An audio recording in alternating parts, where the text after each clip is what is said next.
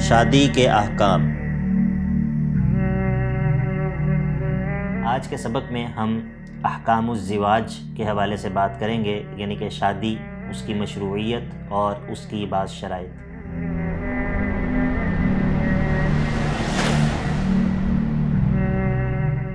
بسم اللہ، الحمدللہ والصلاة والسلام علی رسول اللہ وعلی آلہ وصحبہ ومن والہ۔ اللہم انفعنا بما علمتنا وعلمنا ما ينفعنا وزدنا علما۔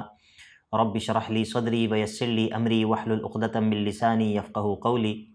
ہر وہ شخص جو کہ شادی کرنا چاہے، مسلمان ہو، تو اس کے لیے یہ ضروری ہے کہ وہ شریعت اسلام میں شادی کے احکام کو جانے اور ان کا علم حاصل کرے۔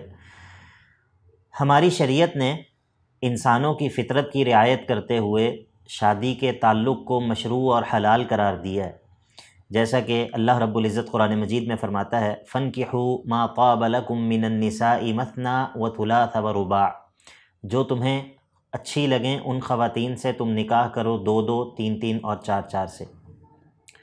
تو اللہ رب العزت نے انسان کی فطرت کی رعایت کرتے ہوئے نہ صرف اس تعلق کو حلال اور جائز قرار دیا ہے، بلکہ انسان کے لیے اجر و ثواب کا باعث بھی قرار دیا ہے۔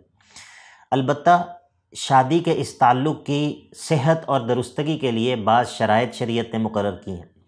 ان میں سے پہلی شرط یہ ہے کہ الرضا، دونوں فریقین، شوہر اور بیوی، ان دونوں کی رضامندی اس تعلق میں بنیادی شرط کی حیثیت رکھتی ہے۔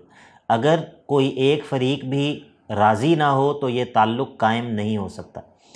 اور اسی طرح ایک دوسری شرط یہ ہے کہ شوہر اور بیوی دونوں متعین ہوں، ان دونوں کا معین ہونا یہ بھی بہت ضروری ہے۔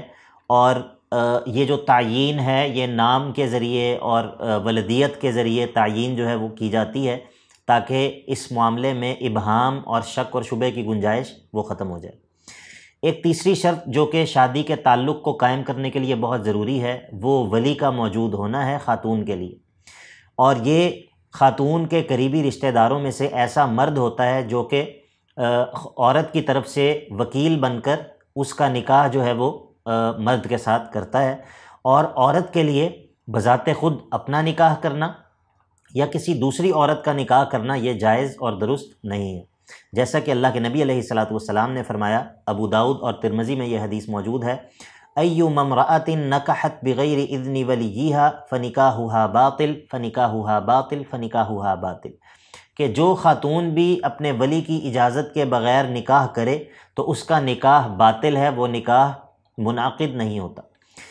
اور اسی طرح یہ جو ولی ہے اس کے لیے یہ شرط ہے کہ یہ مرد ہو، بالغ ہو اور عادل ہو، سمجھدار ہو اور عاقل ہو، مجنون وغیرہ نہ ہو، سمجھدار عادل قسم کا مرد، اس کو ولایت جو ہے وہ سونپی جانی چاہیے۔ ایک چوتھی اور اہم شرط یہ ہے کہ دونوں میں، شوہر اور بیوی دونوں میں، کوئی رکاوٹ یا مانع موجود نہ ہو۔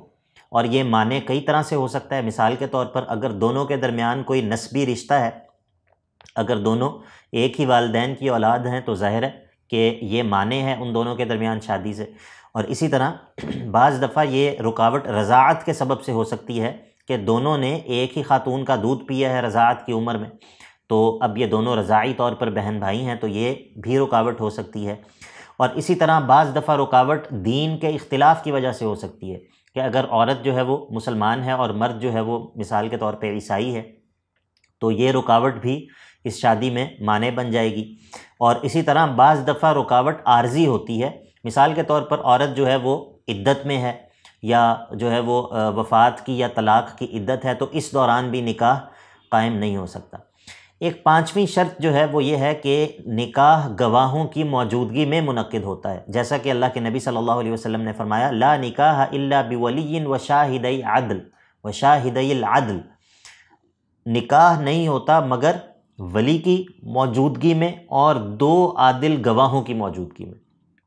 تو ان 5 شرائط کا خیال رکھتے ہوئے شادی کا بندھن جو ہے وہ باندھا جا سکتا ہے، اور یہ وہ شرائط ہیں جو کہ شریعت اسلام نے نکاح کے لیے ضروری قرار دی ہیں۔